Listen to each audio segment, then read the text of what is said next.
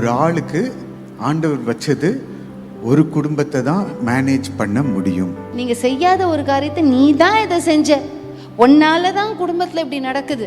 உங்களை விட வயது முதிர்ந்ததான ஆலோசனைக்காரர்களை உங்களோடு கூட சேர்த்து கொள்ளுங்க. மத்தவங்க உங்களை ஒரு வார்த்தை சொல்றதை வச்சு நீங்க ஏங்க பயப்படணும்?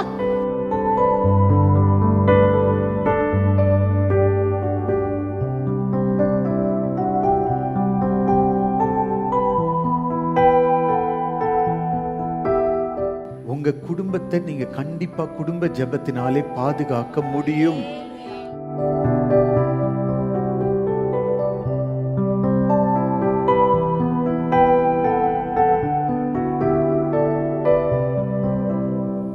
இன்னைக்கு நம்ம பார்க்க போற தலைப்பு உங்க எல்லாருக்குமே தெரியும். குடும்பத்தில் குடும்ப ஜெபம் தேவையா? தேவை. ஏன் தேவை? என்னென்னமோ சொல்றாங்க, சொல்லுங்க. குடும்பத்தில் ஏன் குடும்ப ஜெபம் தேவை? தேவனோட ஐக்கியம். சும்மா குருட்டாம்போக்கில் என்னென்னமோ சொல்லு. நல்லது நல்லது, எது சொன்னாலும் நல்லது தான். தேவனோட ஐக்கியம் இருக்கும். வேற வேற பாதுகாப்பு, நல்லது, வெரி குட். வேற ஆசீர்வாதம். என்ன ஆசீர்வாதம்? எல்லாமே ஆசீர்வாதம். என்ன எல்லாமே? சரி, ஓகே ஓகே. மொத்தத்தில் குடும்பத்தில் குடும்ப ஜெபம் ரொம்ப அத்தியாவசியமானது, ரொம்ப தேவையானது. சரியா? ஒவ்வொரு குடும்பம் ஒவ்வொரு மாதிரி இருக்கும். ஒரு சில குடும்பத்தில் பார்த்தீங்க அப்படின்னாக்கா எல்லாருமே ரட்சிக்கப்பட்டிருப்பாங்க. எங்கள் குடும்பம் மாதிரி. இங்கே ஒரு சில குடும்பங்கள் இருக்கீங்க எப்படின்னாக்கா எல்லாருமே வீட்டில் ரட்சிக்கப்பட்டிருப்பீங்க. ஹஸ்பண்ட் ரட்சிக்கப்பட்டிருப்பாங்க, குடும்ப தலைவர் ரட்சிக்கப்பட்டிருக்காங்க, குடும்ப தலைவி ரட்சிக்கப்பட்டிருப்பாங்க, பிள்ளைகள் ரட்சிக்கப்பட்டிருப்பாங்க. ஒரு பிள்ளைனா அந்த பிள்ளை ரட்சிக்கப்பட்டிருக்கோம், 2 பிள்ளைனா ரட்சிக்கப்பட்டிருக்கோம். மைக் ஆயத்தமாக கையில் வச்சுக்கணும், ப்ளே பண்ணணும். ரட்சிக்கப்பட்டிருப்பீங்க. அவங்க மைக்கையும் ஆன் பண்ணிவிடுங்க.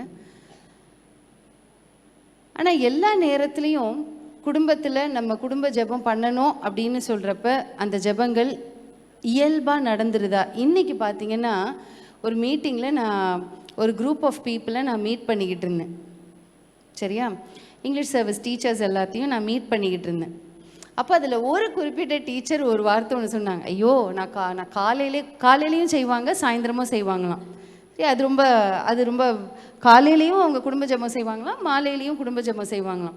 காலையில் பள்ளிக்கு போகிறதுக்கு முன்னாடி, வேலைக்கு போகிறதுக்கு முன்னாடி அவங்க குடும்ப ஜெபம் செய்கிறப்ப உட்கார்றப்ப ஒரு பிள்ளை தவழ்ந்து வருமா, 4 கால் பாய்ச்சலில் வருமா, தவழ்ந்து, வளர்ந்த பிள்ளை, பெரிய பிள்ளை தவழ்ந்து வருமா.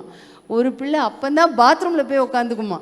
உட்காந்துட்டு தோ வரேம்மா, தோ வரேம்மா, தோ வரேம்மா அப்படின்னு சொல்லிக்கிட்டே இருக்குமா. ஆனால் இவ விடாப்பிடியாக இருந்து என்ன பண்ணுவாளாம், நீ வா, வந்ததுக்கப்புறம் நம்ம குடும்ப ஜெபம் பண்ணலாம். அம்மா கொஞ்சம் லேட் ஆகுது, நான் வர்றேம்மா, நான் வந்துடுறேம்மா, நீங்கள் நீ வா, நீ வந்ததுக்கப்புறம் குடும்ப ஜெபம் செய்யலாம். இதெல்லாம் குடும்ப ஜெபத்தில் நடக்கிறதான காரியங்கள். சரியா? எங்கள் வீட்டில் நடக்கிற ஒரு சில இயல்பான காரியங்களை சொல்லிவிட்டு அப்படியே அந்த துணுக்க நான் அப்படியே ஆரம்பிக்க போகிறேன். நாங்கள் ஆல்மோஸ்ட் எவ்ரிடே நாங்கள் குடும்ப ஜெபம் பண்ணிடுவோம். சரியா? ஆல்மோஸ்ட் இல்லை, எவ்ரிடே நாங்கள் பண்ணிடுவோம். ஒரு சில நாட்கள் ஒரு சில பேர் மிஸ் ஆகிடுவோம்.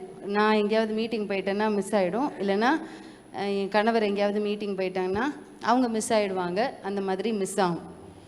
சரியா? ஆனால் குடும்ப ஜெபத்தில் நாங்கள் உட்கார்றப்ப பொதுவாக எங்கள் வீட்டில் எப்படி இருக்கோன்னா, அப்பா ஃபேமிலி ப்ரேயர் பண்ணலாமா, வரீங்களா? 10 மணி. சரியா? வரணும், நீங்கள் இங்கே வரணும். ஃபேமிலி ப்ரேயர் பண்ணலாமா?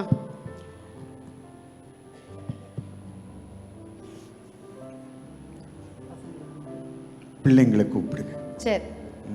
இப்போ பிள்ளைங்க ஒவ்வொருத்தரும் ஒவ்வொரு இடத்துல இருக்காங்க. சாம் சாம் சாம் எங்கள் வீட்டில் ஹாலில் ஒரு பியானோ இருக்குது, அவர் அது வாசிச்சுக்கிட்டு இருக்காரு. ஹாலில் இருக்கிற பியானோவை இதுவாக நினச்சிக்கோங்க, வாசிச்சுக்கிட்டு இருக்காரு. சாம், ஃபேமிலி ப்ரேயர் டைம், வா. அவர் உடனே வரமாட்டார். அவர் என்ன பண்ணுவார்னா உட்காந்து வாசிப்பார். நான் என்ன சொன்னேனோ கரெக்டாக ஆக்ட் பண்ணு, உகர் கரெக்டாக நடி, செல்ல பிள்ளை மாதிரி எந்திரிச்சு வர்ற நீ. அவர் என்ன சொல்லுவார் சொல்லு? முடிச்சிட்டு வரேன். என்ன சொல்லுவாரு? வாசி தம்பி, வாசி. இந்த பீஸை மட்டும் முடிச்சிட்டு வந்துடுறேம்மா. அப்போதான் உட்காந்து வாசிக்கிட்டு இருப்பார் அவர். இந்த படன்னு போட்டுலாம் வாசிக்கிட்டு இருப்பார். இந்த பீஸை மட்டும் முடிச்சுட்டு வந்துடுற. ஷலம் டைம் ஆயிடுச்சு. அங்கே அவங்க என்னமோ பண்ணிக்கிட்டு இருக்காங்க பாருங்க, இப்போ தான் ஆர்வமாக பண்ணிக்கிட்டு இருக்காங்க. ஷலம் டைம் ஆயிடுச்சு, ஃபேமிலி ப்ரேயருக்கு டைம் ஆயிடுச்சு. நீங்கள் அங்கே காமிக்கணும், அங்கே காமிக்கணும். ஃபேமிலி ப்ரேயருக்கு டைம் ஆயிடுச்சு. ஷலம் ஷலம் டைம் ஆயிடுச்சு. दो 5 minutes. என்ன பண்ற நீ? 2 minutes. வரேன். இவங்களை முதல்ல கூப்பிட்டுட்டு அதுக்கப்புறம் என்ன கூப்பிடு அப்படின்னு யார் சொல்லுவா? அதுக்குள்ள என் பக்கத்தில் அமர்ந்து இருக்கிறவர் சொல்லிடுவார். நான் வந்துடுவேன் தெரியும். இவங்க எல்லாரையும் கூப்பிட்டு வீட்டில் இருக்கிற ஜனத்தொகையை கூப்பிட்டுட்டு அதுக்கப்புறம் என்ன கூப்பிட்டு அப்படின்னு. சாம் சீக்கிரம் வா சாம் முடிச்சிட்டியா சாம்? இந்த சீனில் வந்துடலாம் நீ. இதோ வரேம்மா. Right, okay. அவர் வந்துட்டார். ஷாலம் அம்மா இருங்கம்மா, ஷாலம் இங்கே பாரு, டேடி அண்ணெல்லாம் வந்துட்டாங்க. ஷாலம் दो இப்போ 10 ரூபாய்க்கு நடிக்க சொன்னா 100 ரூபாய்க்கு நடிப்பா இவா. வா போதுமா?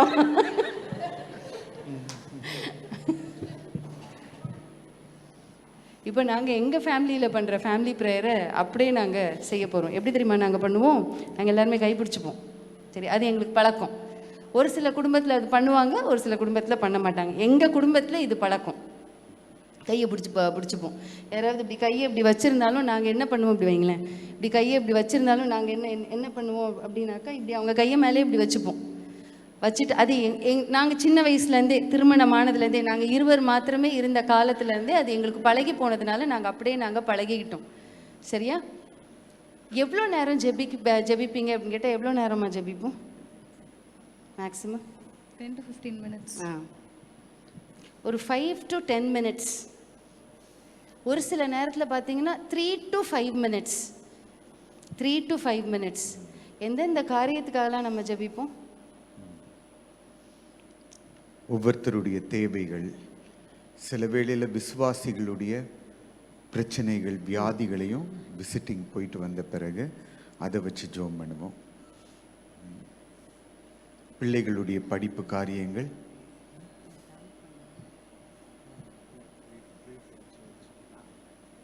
வேற தேங்க்ஸ்கிவிங். ஓகே, தேங்க் பண்ணி நன்றி செலுத்தி ஜெபம் பண்ணுவோம். சரியா? நாங்கள் ஆரம்பிக்கிறது எப்படி ஆரம்பிப்போம்னா, கைப்பிடிச்சிப்போம்மா, கைப்பிடிச்சிப்போம். ஸ்தோத்திரம் ஆண்டவரே, இந்த அருமையான நல்ல நாள் எங்களுக்கு கொடுத்து நல்லபடியாக எங்களை நீங்கள் வழி நடத்திட்டு வந்தீங்களே, நன்றி ஆண்டவரே. எங்களை இன்றளவும் நீர் குடும்பமாய் வைத்து கர்த்தாவே நீர் நடத்தி கொண்டு வருகிற தயவுக்காய் நன்றி. குடும்பம், சபை, எங்களுடைய உடன் ஊழியர்கள், எங்களுடைய கிளை சபை ஊழியர்கள், தன்னார்வ தொண்டர்கள், எங்களுடைய விசுவாசிகள், புதிதாய் வந்த ஆத்துமாக்கள் ஒவ்வொருவரையும் உங்கள் கரத்தில் நாங்கள் அர்ப்பணிக்கிறோம்.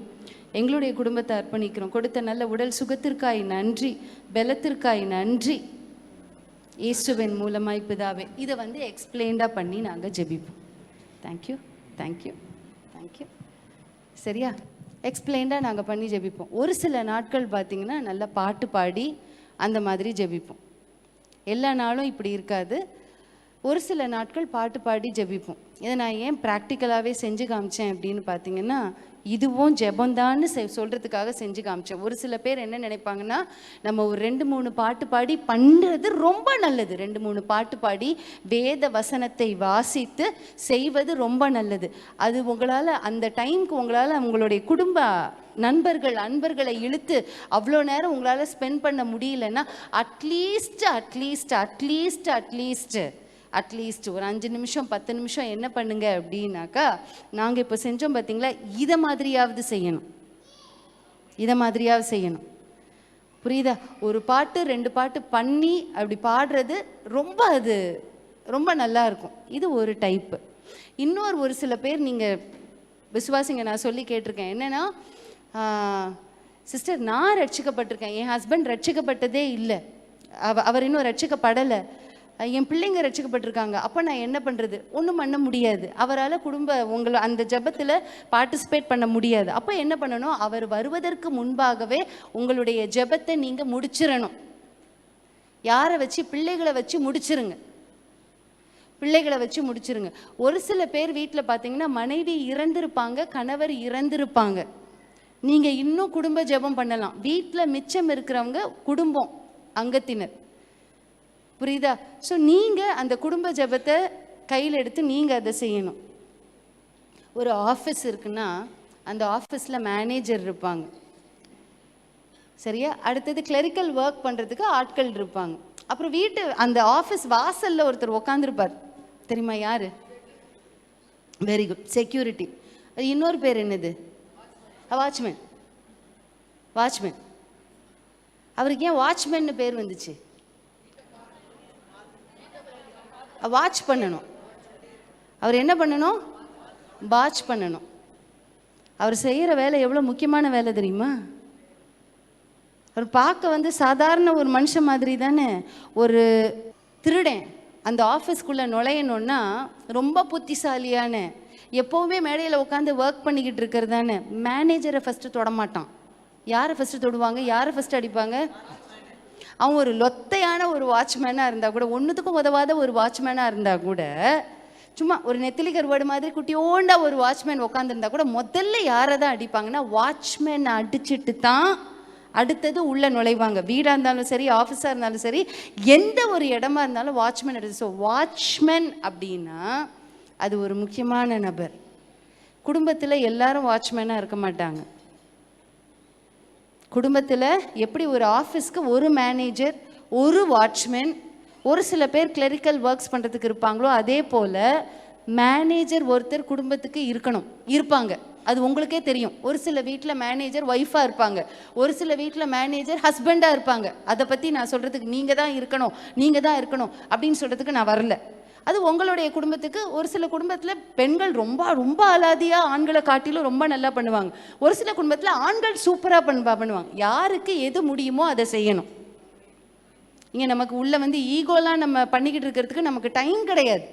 நம்ம ஃபேமிலிக்குள்ளே நான் இதை தான் செய்வேன், இது நண்டு தவளை அப்படின்னு இழுத்துக்கிட்டு இருக்கிறதுக்கு நமக்கு ஃபேமிலிக்குள்ளே டைம் கிடையாது. உங்களுக்கு இது முடியுமா, இதை நீங்கள் செய்யுங்க. எனக்கு இது முடியுமா? எங்கள் குடும்பத்தில் பணம் எல்லாத்தையும் கையாளுறது யாருன்னு பார்த்தீங்கன்னா என் கணவர் தான், நான் கிடையாது. ஒரு சில குடும்பத்தில் பார்த்தீங்க அப்படின்னாக்கா அதை பெண்கள் கையாளுவாங்க, ரொம்ப திறம்பட கையாளுவாங்க. எனக்கு ஒரு சில நேரத்தில் முட்டாள்தனமாக எதையாவது போய் கேட்டுட்டு கிடப்பேன், திட்டம் வாங்கிப்பேன். இதுக்கு இவ்வளோ செலவழிக்கலாமா கேட்டு, எதுக்கு இவ்வளோ பண்ணுற நீ, என்ன பண்ணுற நீ அப்படின்னு கேட்பாங்க. அதுக்கப்புறமா தான் ஆமாம்ல, இதுக்கு இவ்வளோ பண்ணணுன்ற அவசியம் இல்லைல்ல அப்படின்னு யோசிப்பேன் நான். புரியுதா? அப்படி யாருக்கு எது திறமையாக செய்ய முடியுமோ அதை நம்ம கொடுத்துடணும். ஸோ மேனேஜர் ஒருத்தர் இருப்பாங்க. ஆனால் ஒருவர் கண்டிப்பாக உங்கள் குடும்பத்தில் வாட்ச்மேனாக இருக்கணும். குடும்பத்தில், ஆவிக்குரிய குடும்பத்தில், ரட்சிக்கப்பட்ட குடும்பத்தில் வாட்ச்மேன் அப்படின்னா என்ன தெரியுமா அர்த்தம்? உங்கள் கணவர், உங்கள் பிள்ளைகள், இவங்களுக்குள்ள, அதாவது நீங்கள், நான் ஒரு பெண்ணை வாட்ச்மேனாக வச்சு சொல்கிறேன். இப்போ என்ன எங்கள் வீட்டில் வாட்ச்மேன், நம்ம வீட்டில் யாருப்பா வாட்ச்மேனு? நான் தான் எடுபடி, ஓகேவா? நான் தான் வாட்ச்மேனு எங்கள் வீட்டில். எங்கள் வீட்டு மேனேஜர் என் வீட்டையா தான், புரியுதா? எக்ஸிக்யூட் பண்ணுறதுல கில்லாடி பயங்கரமாக. அது செஞ்சிருந்தா செஞ்சு முடிச்சிருவேன். நான் வீட்டில் எடுபடி. யாருன்னு பார்த்தீங்கன்னா வாட்ச்மேன். என்ன வாட்ச்மேன் தெரியுமா? எது உள்ளே வருது, எது போகுது அப்படின்றதுல ரொம்ப கீனாக இருந்து பார்ப்பேன். எது உள்ளே வருது, எது வெளியே போகுது அப்படின்னாக்கா நான் மனுஷர்களை மாத்திரம் சொல்லலை, நம்ம ஒவ்வொன்றுத்துலையுமே ஆண் பிள்ளைகளுக்குள்ளே எது உள்ளே வருது, எது வெளியே போகுது, பெண் பிள்ளைக்குள்ளே எது உள்ளே வருது, எது வெளியே போகுது. அதாவது தாட்ஸ்லேருந்து ஒன்றுமே நமக்கு சிந்தனை ரொம்ப அந்த அளவுக்கு நமக்கு தெரியாது. ஆனால் நம்ம ஆண்டவருக்குள்ளே கொஞ்சம் தீர்க்கமாக இருக்கிறப்ப அவங்களுடைய ஒரு சில அவங்களோட எக்ஸ்டர்னல் காரியங்களை வச்சே கண்டுபிடிச்சிடலாம். இவங்க ஆவிக்குரிய விதத்தில் தான் இருக்கிறாங்களா இல்லையா அப்படின்றத கண்டுபிடிச்சிடலாம். கரெக்ட் தானே பண்ண சொல்கிறது? கண்டுபிடிச்சிடலாம். அதை வாட்ச் பண்ணிக்கிட்டே தினந்தோறும் வேதத்தை வாசிக்கிறாங்களா, வாசிக்கிற விதத்தில் அப்ளை பண்ணுறாங்களா, கை கொள்கிறாங்களா அப்படின்றதுல ஒரு கண்ணும் கருத்து. வாட்ச்மேனுடைய ஒரு வேலை என்ன தெரியுமா? விழித்திருக்கணும். The watchman should be very alert. ஒல்லியான ஆளாக இருந்தால் கூட பரவாயில்ல, ஒரு மாதிரி நசல் கொண்ட ஆளாக இருந்தால் கூட பரவாயில்ல, கண்ணு விழிப்பாக இருக்கணும், விஜிலண்ட்டாக இருக்கணும். விஜிலண்ட்னா என்ன தெரியுமா அர்த்தம்? விஜிலண்ட்னா என்ன எதிர்நோக்கி வருதுன்றதுல ஒரு ஷ்ரூட்னஸ், ஒரு டிசர்ன்மெண்ட், ஒரு கருத்து, விஜிலண்ட்டாக இருக்கணும். உங்கள் வீட்டில் யார் நீங்கள் வாட்ச்மேனாக இருக்கீங்க? ஒரு சில வீட்டில் யாருமே வாட்ச்மேனாக இல்லை. ஒரு சில விசுவாசிகள் வீட்டில் கணவரும் வாட்ச்மேனாக இல்லை, மனைவியும் வாட்ச்மேனாக இல்லை. அந்த குடும்பம் சரியாக இருக்காது. யாராவது ஒருத்தர் வாட்ச்மேன் வேலையை பார்க்கணும். ஒன்று கணவர் பார்க்கணும். ஒரு சில குடும்பத்தில் கணவர் எக்ஸலண்ட்டாக பார்ப்பாங்க, ஒரு சில வீட்டில் மனைவி பார்ப்பாங்க. பொதுவாக பெண்கள் பார்த்திங்கன்னா மைனர் ஓரியன்ட்னா என்ன? நம்ம சின்ன சின்ன சின்ன சின்ன காரியத்தையும் ரொம்ப அப்படியே டேஷ் ஆக்கி டேஷ் ஆக்குவோம். நம்ம சின்ன காரியத்தை பார்க்கறதுனால பெண்கள் வாட்ச்மேனாக இருக்கிறது நல்லது. அரிதா ஒரு சில வேளையில் ஆண்கள் வாட்ச்மேனாக இருப்பாங்க. வாட்ச்மேன் இருக்கணும், குடும்பத்தில் வாட்ச்மேன் இருக்கணும். நான் ஒரு 6 மாதம் முன்னாடி ஒரு குடும்பத்திட்ட கேட்டேன், உங்கள் குடும்பத்தில் இந்த ஆவிக்குரிய காரியத்தை விசாரிக்கிறது யார் தம்பி, நீயா அப்படின்னு. இல்லைக்கா, இல்லை. அப்போ அவள் பாப்பாளா அப்படின்னு. ஐயோ, அவள் என்னோட மோசம். அப்போது அந்த குடும்பம் எந்த நிலைமைக்கு ஆகும்? யோசிச்சு பாருங்க. ஆவிக்குரிய காரியத்தை எப்படி இருக்குன்றதுல ஆவிக்குரியவர்கள், நான் விசுவாசிகளுக்காக நான் பேசிக்கிட்டு இருக்கிறேன், புரியுதா? சபைக்குள்ளே இருக்கிற விசுவாசிகளுக்காக நான் பேசிக்கிட்டு இருக்கிறேன். ஆவிக்குரியவர்கள் ஆவிக்குரிய காரியங்களில் எப்படி இருக்காங்க? நீங்கள் கண்ணும் கருத்துமாக இருக்கணும். இப்போ நீங்கள் பெண்கள், நான் பெண்களை வச்சே பேசுகிறேன். நான் எங்கள் வீட்டில் வாட்ச்மேன் அப்படின்றது மாதிரி நான் பெண்களை வச்சே நான் பேசுகிறேன். You should be vigilant. அது உங்கள் ஹஸ்பண்டாக இருக்கலாம், உங்கள் பிள்ளைங்களாக இருக்கலாம். எது உங்கள் கிராஸ் பண்ணுது அப்படின்றது உங்களோட பெர்மிஷன் இல்லாமல் எதுவும் உள்ள நுழைய விடக்கூடாது. அது எதுவாக இருந்தாலும் சரி, without your permission. That is vigilance. புரியுதா? ஷ்ரூடாக இருக்கணும். ஆண்டவர் அந்த வாட்ச்மேனை தேடுறாரு. ஒரே ஒரு ஆளை தான் ஆண்டவர் தேடுறார். பழைய ஏற்பாட்டில் போட்டிருக்க எசேக்கியேல், நான் ஒருவனை அல்லவோ தேடினேன் அப்படின்னு போட்டிருக்கு. பழைய ஏற்பாட்டில் நிறைய நம்ம ஃபேமிலிஸை நம்ம பார்க்குறோம். சரியா? நோவா அவங்களோட ஃபேமிலியை நீங்கள் எடுத்துக்கிட்டீங்க அப்படின்னாக்கா, he was able to develop, he was able to கன்வின்ஸா, இல்லை ஹி வாஸ் ஏபிள் டு எல்லாரையுமே அவர் ஆண்டவருக்குள்ளே நடத்தினாரா? மொத்த குடும்பத்தையும் அப்படியே பேழைக்குள்ளே அவரால் கொண்டு வர முடிஞ்சுது. எல்லாரும் ஒரே சுபாவத்தில் இருந்தாங்களா? கிடையாது. எல்லாரும் ஒரே சுபாவம் கிடையாது. புரியுதா? காம், யாபேத், அப்புறம் சேம் 3 பேர் இருக்கிறாங்க. அதில் ஒருத்தவன் கொஞ்சம் மோசமானவன் தான். அவன் பேழைக்குள்ளே போனப்பையும் அப்படி தான் இருந்தாங்க, பேழைக்குள்ளே வெளியே வர்றப்பையும் அவர் அப்படி தான் இருந்தது. காம் வந்து கொஞ்சம் மோசமான டைப்பு தான், கொஞ்சம் வேறு மாதிரி, ஒரு கிரிட்டிக்கல் ஓரியன்ட் ஒரு மாதிரி டைப்பு. அப்பா தப்பு பண்ணப்போ அந்த தப்பை அப்படியே உலகத்துக்கே எடுத்து காமிச்ச காம். பேழைக்குள்ளே போனப்பையும் அப்படி தான் இருந்தான். ஆனால் தகப்பனுடைய கீழ்ப்படிதல், ஆமேன், தகப்பனுடைய கீழ்ப்படிதல், அது தகப்பனாகவும் இருக்கலாம், தாயாகவும் இருக்கலாம். தகப்பனுடைய கீழ்ப்படிதல் அந்த முழு குடும்பத்துக்குள்ளேயும் அந்த ஆவி பரவி போச்சு. நீ இயேசு கிறிஸ்துவை விசுவாசிப்பாயானால் என்னது? நீயும் உன் வீட்டார் அனைவரும் ரட்சிக்கப்படுவோம். யாரோ ஒருத்தர் ரட்சிக்கப்பட்டா அதன் மூலமாகவே ஆண்டவர் ஃபுல்லாகவே எடுத்துருவார். அதனால் யாராவது ஒருத்தர் ஷூடாக, எல்லாரும் கண்டிப்பாக ஷூடாக இருக்க முடியாது, யாராவது ஒருத்தர், ஐதர் ஃபீமேல் ஆர் மேல், நீங்கள் கேர்ஃபுல்லாக இருக்கணும். அந்த ஒருத்தர் யார் அப்படின்றத நீங்கள் டிசைட் பண்ணிக்கணும். ஆவிக்குரிய விழிப்பு நமக்கு ரொம்ப ரொம்ப ரொம்ப அவசியம். அந்த விழிப்பு இல்லாமல் போனதுனால தான் என்னாச்சு அப்படின்னாக்கா, ஒரு ஃபேமிலி அப்படியே டாப்பில் ஆச்சு. லோத்துனுடைய குடும்பம் பார்த்தீங்க அப்படின்னாக்கா அப்படியே டாப்பில் ஆச்சு. ஒன்று என்ன தெரியுமா? Attach your self with காட்லி people. அதாவது ஆவிக்குரிய அன்பர்களோடு எப்போவுமே என்ன இருக்கணும்? அட்டாச்மெண்ட் இருந்துக்கிட்டே இருக்கணும்.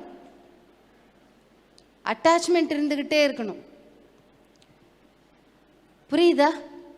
அந்த அட்டாச்மெண்ட்டை விட்டு நம்ம தூரம் போவோம் அப்படின்னாக்கா நம்முடைய ஆவிக்குரிய பழக்கங்களும் ஒன்னொன்னா மிஸ் ஆகிட்டே கட் ஆகிட்டே இருக்கும். ஞாபகத்தில் வச்சுக்கோங்க. எப்போ லோத்து ஆபிரகாமை விட்டு போனாரோ என்னாச்சுங்க சொல்லுங்க? ஆபிரகாம்ட்டு கூட இருக்கிற வரைக்கும் ஒழுங்காக தானே இருந்தா. லோத்துடைய மனைவி வாய் பேச முடியலல்ல, யாரோ ஒருத்தர் கண்ட்ரோல், யாரோ ஒருத்தர் வாட்ச்மேன். அந்த குடும்பத்தில் யார் வாட்ச்மேன் அப்படின்னு பார்த்தீங்கன்னா ஆபிரகாம் தான் வாட்ச்மேன். பயங்கர கீனாக நோட் பண்ணிக்கிட்டு இருந்தார். அந்த டைமில் ஆபிரகாமுக்கு பிள்ளை கிடையாது. பிள்ளையாக வச்சு பராமரித்தது யாரை? லோத்தை தான் பராமரித்தார். லோத்தை தான் பராமரித்தார். க்ளீனாக அப்படி பார்த்துக்கிட்டு இருந்தார். யார் உள்ளே வர்றா, யாரும் சைட்ராக் அடிக்கிறாங்களா, என்ன ஏது க்ளீனாக பார்த்துக்கிட்டு இருந்தார். எல்லாத்தையும் கவனிச்சுக்கிட்டார். எதுவும் அவருடைய பார்வைக்கு மிஸ் ஆகி போகலை. எப்போ அதை கட் பண்ணிவிட்டு லோத்து குடும்பமாக தனியாக போனாரோ அப்போமே அங்கே ஒரு கோளாறு வர ஆரம்பிச்சிட்டு, அங்கே கோளாறு வர ஆரம்பிச்சிட்டு. நம்ம எந்த அளவுக்கு ஆவிக்குரிய காரியங்களை விட்டு நம்ம டிஸ்டன்ஸ் பண்ணுறோமோ அந்த அளவுக்கு ஒவ்வொன்றா கட்டாகும். எப்படி தெரியுமா கட்டாகும்? நம்ம டயர்டாக இருக்கோம்ல, இன்னைக்கு வேண்டாம், இன்னைக்கு வேண்டாம். டயர்டாக இருக்குன்னா குடும்ப ஜெபம் பண்ணுறதை தடுக்காதீங்க. வேணா அந்த டைமிங்கை வேணா நீங்கள் சுருக்கிக்கலாம். கொஞ்சம் நேரம் 2 நிமிஷம் 3 நிமிஷத்துக்கு சுருக்கிக்கோங்க. ஆனால் ஃபேமிலி ப்ரேயர் பண்ணுறதை மட்டும் விடவே விடாதீங்க. அதில் பிசாசு நோண்டிக்கிட்டே இருப்பான், குத்திக்கிட்டே இருப்பான். ஒரு சில பேர் எனக்கு தெரியும், இங்கே நீங்கள் ஃபேமிலி ப்ரேயர் பண்ணுறீங்க. ஒரு சில பேர் இன்னும் நீங்கள் ஆரம்பிக்கலை. உங்களுக்கு தெரியாது ஃபேமிலி ப்ரேயருக்குள்ளே இருக்கிறதான பாதுகாப்பு, அன்பு, அரவணைப்பு, கர்த்தருடைய ஒரு பெரிய ஒரு மேசிவ் ஒரு ப்ரொடெக்ஷன் இருக்கும் உங்கள் குடும்பத்துக்கு. உங்களுக்கு அது தெரியவே தெரியாது. அது இருக்கும். நீங்கள் கைப்பிடிச்சு ஜெபிக்கிறீங்களோ, கையை விட்டுட்டு ஜெபிக்கிறீங்களோ, அதெல்லாம் உங்களோட டிஸ்கிரிப்ஷன். நான் எங்களுடைய ஃபேமிலியில் பண்ணதை நான் பண்ணி காமிச்சேன். புரியுதா? உட்காந்து ஒரு 5லேருந்து 10 நிமிஷம் ஜெபத்தை மாத்திரம் முடிச்சிருங்க. அது முதல்ல என்னன்னாக்கா உங்களுக்குன்னு இருக்கிறதான ஒழுக்கம். 2வது, நீங்கள் உங்கள் பிள்ளைகளுக்கு கற்றுக் கொடுக்குறீங்க. அவங்க திருமணமாகி போனால் அதே காரியத்தை செய்யணுன்றதை நீங்கள் சொல்லி கொடுக்குறீங்க. அந்த காரியத்தை செய்யணுன்றது. நான் ஃபேமிலி ப்ரேயர் நான் எங்கே தெரியுமா கற்றுக்கிட்டேன்? ஏன்னா நான் கல்யாணத்துக்கு முன்னாடி கற்றுக்கிட்டேன். கல்யாணத்துக்கு முன்னாடி நான் பெந்தகோஸ்தே ஃபேமிலி கிடையாது. நான் வேறு ஒரு மதத்தை சேர்ந்தவா நான். புரியுது? ஆனால் 5:30 மணிக்கு சாயந்தரம் ஷார்ப்பாக எங்கள் வீட்டில் யாரெல்லாம் உட்காந்துருவாங்கன்னா எங்கள் பாட்டி, எங்கள் அம்மா, நான், என்னுடைய சகோதரன் உட்காந்தாகணும். படிக்கிறதுக்கு முன்னாடி பாயெல்லாம் நான் தான் போடணும். ஏன் அப்படின்னா திருமணமாகி போனால் அதே கலாச்சாரத்தை கொண்டு வரணும் நான் போகிற இடத்துக்கு. அதனால் அந்த ஒரு ஹேபிட்டை எனக்கு கொண்டு வந்திருந்தாங்க. அப்போ விளக்கேற்றெல்லாம் வைக்க சொல்லுவாங்க. அந்த புக்ஸு, ஜெப புக்ஸை பண்ணணும், அப்புறம் ஜெப மாலை இருக்கணும், இதெல்லாம் இருக்கணும். 5:30 மணிக்கு ஷார்ப்பாக உட்காந்துருவோம். சாயந்தரம் ஆச்சுன்னா ஒவ்வொரு டைம் வச்சுருப்பாங்க. இதெல்லாம் நான் என்னுடைய பாட்டிமார் செஞ்சு பார்த்துருக்குறேன். அம்மா பாட்டியும் செய்வாங்க, அப்பா பாட்டியும் செய்வாங்க. காலையில் ஜெபிக்கிற ஜெபம் எங்கள் அம்மா பாட்டி வீட்டுக்குன்னு நாங்கள் போவோம் தெரியுமா? பாட்டி வீட்டுக்கு போகிறப்ப எங்கள் பாட்டி அங்கே உட்கார வச்சுருவாங்க. 6 மணிக்கு ஃபேமிலி பெருசாக நிறைய பேர், நிறையா மாமா, நிறையா சித்தி, எனக்கு நிறைய பேர், அவங்க பிள்ளைங்க எல்லாரும் லீவுக்கு எங்கள் பாட்டி வீட்டில் தான் கூடுவோம். எல்லாரும் உட்காந்துருவாங்க. ஸோ அநேகருக்கு அந்த இடத்துலேருந்து பெறப்பட்ட அநேகருக்கு பார்த்தீங்கன்னா ஃபேமிலி ப்ரேயரோட இம்பார்ட்டன்ஸ் தெரியும், ஃபேமிலி ப்ரேயர் செய்யணும் அப்படின்னு தெரியும். ஸோ அதே கல்ச்சர் நான் ஆண்டவரை ஏற்றுக்கொண்ட பிற்பாடும் எனக்கு அதே ஒரு நேச்சர், அதே ஒரு இது, இந்த குடும்ப ஜெபம் நமக்கு இருக்கணும். என்ன ஒரு சில பேட்டர்ன் மட்டும் மாறி இருக்கு, அதில் வேறு மாதிரி செய்வோம். இதில் நாங்கள் பாட்டு பாடி நாங்கள் உட்காந்து ஒவ்வொருத்தருக்காக ஜெபம் பண்ணி இப்படி நாங்கள் பண்ணுவோம். So family prayer is must.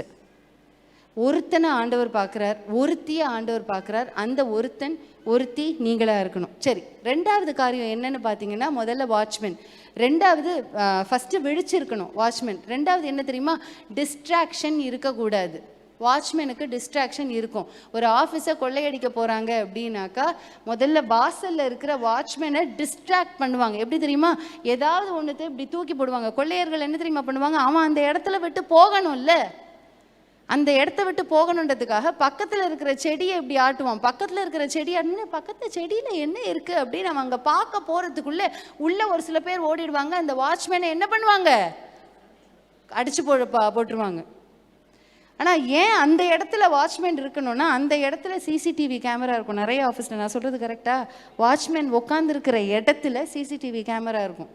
ஏன்னா அதுதான் கேட்டுன்றது தெரியும். நமக்குமே அந்த மாதிரி உண்டு, நமக்கும் அந்த மாதிரி உண்டு, அங்கேயும் உண்டு இங்கேயும் உண்டு. இந்த இடத்துக்கு யார் யார் வர்றாங்க எல்லாமே நமக்கு தெரிஞ்சிடும்.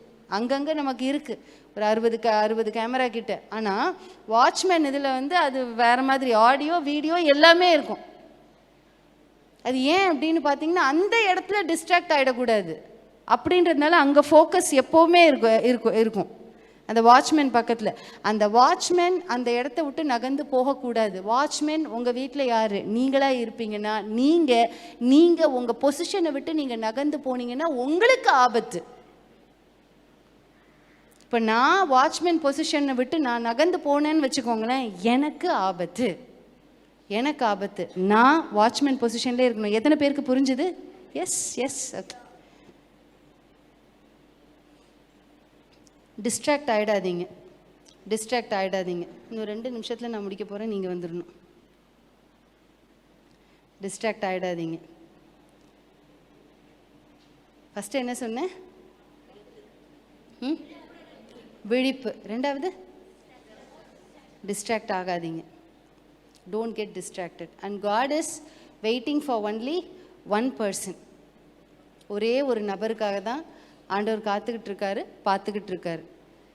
உங்கள் ஃபேமிலியில் நீங்கள் நான் யாருமே இல்லை குடும்ப ஜெபம் பண்ணுறதுக்கு அப்படின்னு சொல்வீங்கன்னா, இனிஷியேட் பண்ணுறதுக்கு யாருமே இல்லை அப்படின்னு சொல்வீங்கன்னாக்கா, யாராவது ஒருத்தர் நீங்கள் இருக்கணும். ஒன்று கணவன் இல்லை மனைவி இருக்கணும். குடும்ப ஜெபம் செய்யலை அப்படின்னாக்கா அது வந்து ஒரு ரூஃபே இல்லாத, ஒரு கூரையே இல்லாத ஒரு வீடு போல். எப்படி கூரையே இல்லாத வீடு எப்படி இருக்கும்? சுற்றிலும் உங்களுக்கு எல்லாம் வேலியெல்லாம் கட்டப்பட்டிருக்கு, செவரெல்லாம் போடப்பட்டிருக்கு. ஆனால் கூரை இல்லை அப்படின்னா அந்த வீட்டுக்கு ஒரு மதிப்பு இருக்காது, அந்த வீட்டுக்கு மரியாதை இருக்காது, அந்த வீட்டுக்குள்ளே யாரும் வர விருப்பப்பட மாட்டாங்க. நான் சொல்கிறது கரெக்டாக? கூரை இல்லாத வீடு, யாராவது நான் இந்த வீட்டில் ரெண்ட்டு கம்மியாக இருக்குது, 100 ரூபா தான் ரெண்ட்டு, பரவாயில்ல கூரை இல்லை, யாராவது போய் உட்காருவோமா? 100 ரூபா ரெண்ட்டுன்னு உட்காருவோமா? உட்கார மாட்டோம். ஏன்? கூரை இல்லை. வெயில் அடித்தா டைரெக்டாக அடிக்கும், மழை அடித்தா டைரெக்டாக அடிக்கும், எல்லாமே டைரெக்டாக வரும். சிரிக்கிற பேர் கரெக்டு. கூரை இல்லைன்னா நம்மளால் உள்ளே உட்கார முடியாது. அதே போல தான் நீங்கள் இதை செஞ்சு பாருங்கள், செய்யாதவங்க செஞ்சு பாருங்கள், உங்கள் பிள்ளைகளுடைய வாழ்க்கையில் ஒரு வித்தியாசத்தை பார்ப்பீங்க.